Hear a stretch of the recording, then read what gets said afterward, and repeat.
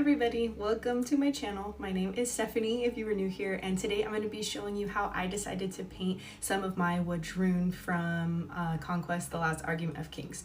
Now, I have been lurking on this game for a while, and if you're following me on Instagram, you know I got my first box and I've been painting through them after finally indulging and getting it. I'm really excited about this game because I've been dipping my feet into several games trying to find the one. And shortly after buying my first box, Para Bellum gave me an affiliate code for them, which I'm obviously very excited to share with you guys. So if you decide that you want to get into this game too, you get 10% off your first purchase using the code Orion611. And with that, a small commission goes back to supporting me and my channel at no extra cost to you. One last thing before we start with this video is that the guy I'm going to be showing you today, I am playing as a blooded, even though I did give him a shield, and that is because I just love the look of the bucklers. I think that they're irresistible aesthetically, and so I just wanted as many of my guys to have them as possible. Alright, I feel like I've been talking for a while now. Let's go ahead and get this guy painted.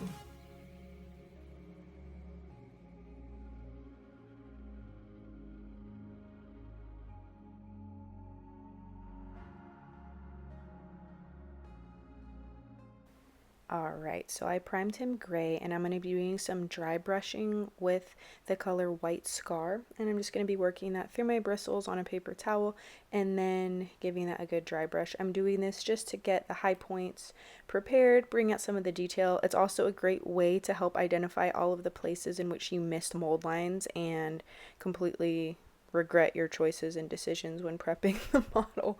This is a color called Periscopes. It's just turquoise, and I water it down and apply a couple coats, and at this point he's looking awful Smurf-like, but just bear with me because this is the first step of several to get him to where we want him.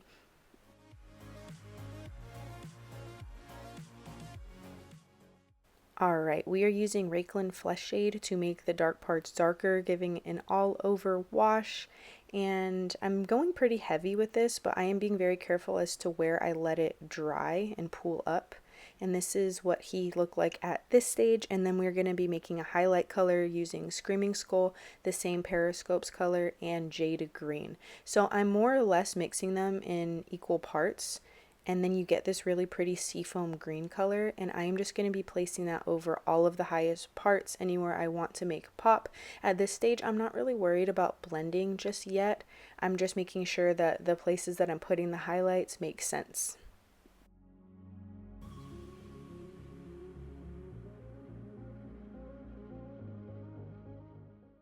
Alright, so I'm taking Lamy and Medium, which is just like pigmentless paint, and I am going to be mixing the color that we just used for the highlight in about an equal ratio with paint to the pigment filler, and I'm going to be applying that over all of the highlighted areas with focus on the edges where the highlight meets the darker tones, and that is just to blur those lines and make the blend a lot smoother.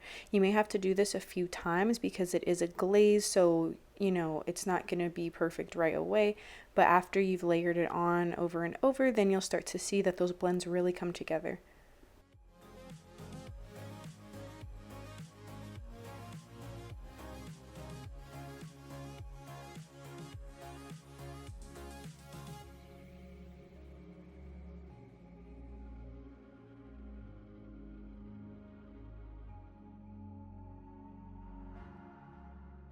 Finally, I am taking Screaming Skull, and I am applying this very lightly with a light hand over all of the absolute highest parts that I want to catch the most light.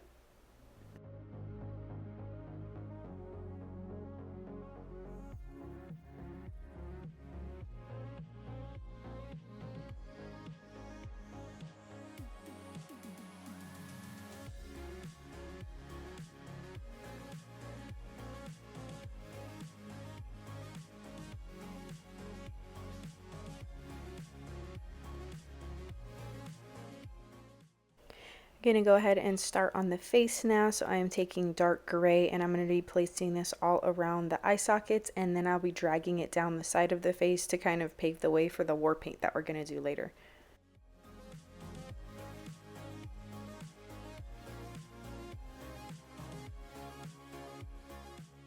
Then I'm going to take Ghost Gray, and I am going to be using this beautiful artist opus that is not actually mine, and I'm going to be using it to place that color into the eyes as carefully as I can. And then after this step, I just take black and try to kind of cut the eye in half with what will be the pupil. It's keeping it as tidy as possible and just trying to remain calm during this step because it can be a high stress step. This is Mephiston Red, and I am just using it for the war paint. It is bright, it is vibrant, and I think it works really well.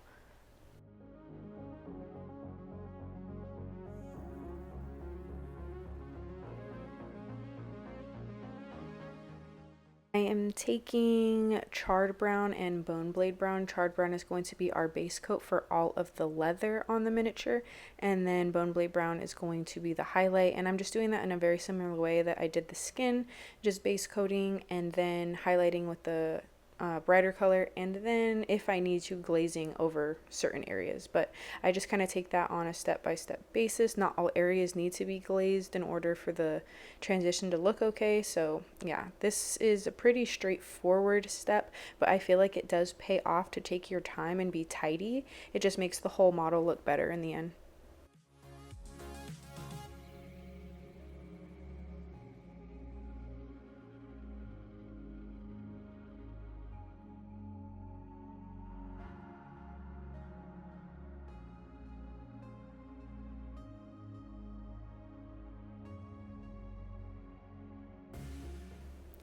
I will be mixing Black Templar contrast paint with the contrast medium in a 1-to-1 ratio roughly, and I will be applying this to other areas that I'm trying to keep pretty neutral, like this strap that he has running down his chest. It was really textured and detailed, and I didn't feel confident in my ability to highlight it, so I just decided to hit it with a contrast paint to keep it simple for myself. So I'm going in on some of the cloth with this color called Galvorback Red, and it's a really nice mid-tone between red and purple. I watered it down entirely too much in this frame, as you can see, so it did take me a few coats, but then I just started applying it slightly watered down instead of insanely watered down, and it expedited the process quite a bit. And then I'm taking Nagaroth Night and Mephiston Red. So with the Nagaroth Night, which is that deep purple color, I watered it down just a little bit, and I am placing it into all of the deep parts on the cloth. And then with Mephiston Red, which is the bright red, I am just going to be doing a little bit of highlighting.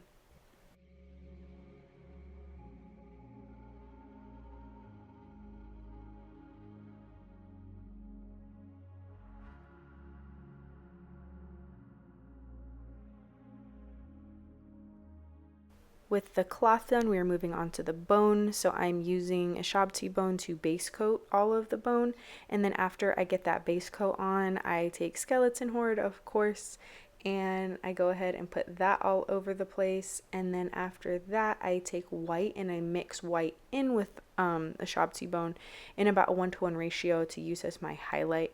And I thought it would tie it all together very well if I did the fur on him the same color. I was already risking a serious color clash with everything going on, so I decided to keep the fur simple and match the bone.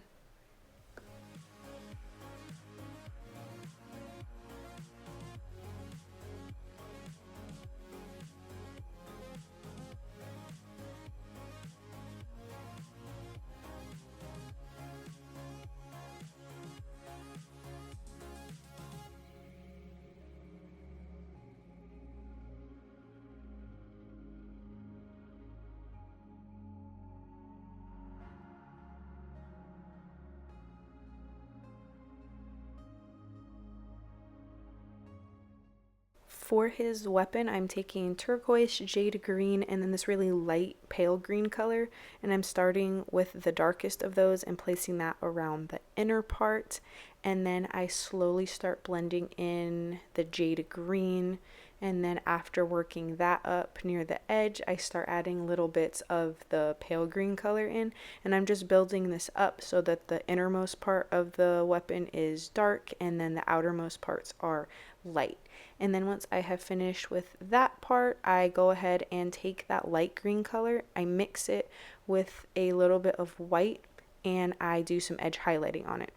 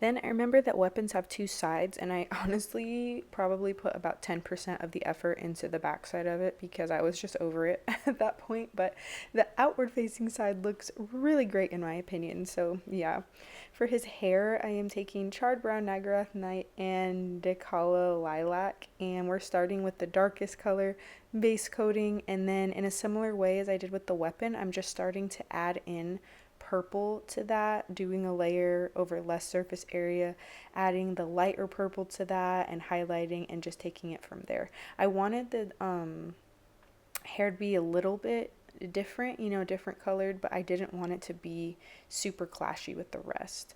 I'm taking dark gray and I am doing random straps here and there, and then I'm taking dark Prussian blue for the innermost part of the feather, and that second color that I'm using is blue violet, and I am placing that over the second half of the feather, establishing it on its own before I blend it a little bit in with this color. And if you're having difficulty blending the two colors together, what I do is I clean my brush and take just the smallest bit of water, and I use that to kind of bridge the gap between the two colors.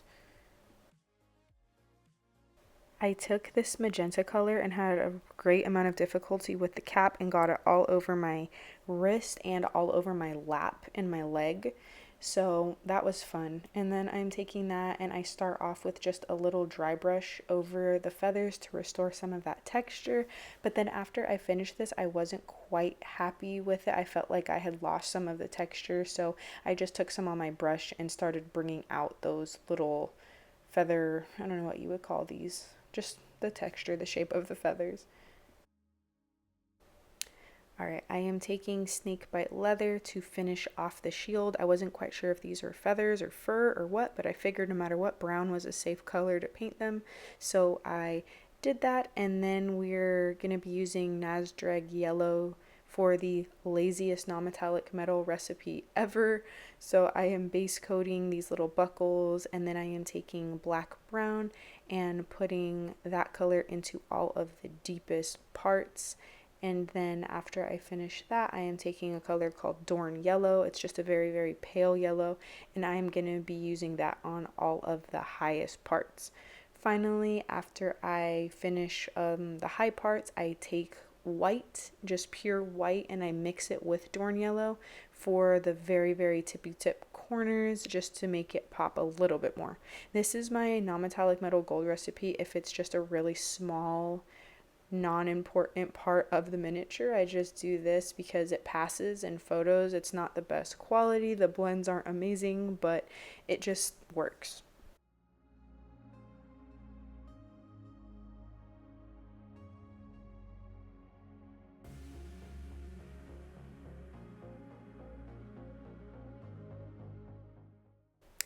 Then it was time to do the base, so I'm just taking this warm brown texture paste and I am applying it, and then after it dries I take the color Screaming Skull and just do a quick dry brush. It would have been a lot easier if I had waited to glue the guy onto the base, but that's a different conversation. So yeah, I just went ahead and did that the best that I could, picked out a couple grass tufts, and then I actually am a bit out of sequence here. I black rimmed it. I thought I was done. And then after that, I decided I wanted to add just a little bit of gloss varnish to the weapon to make it look like it was a bit more polished. So I did that, and then I called it done.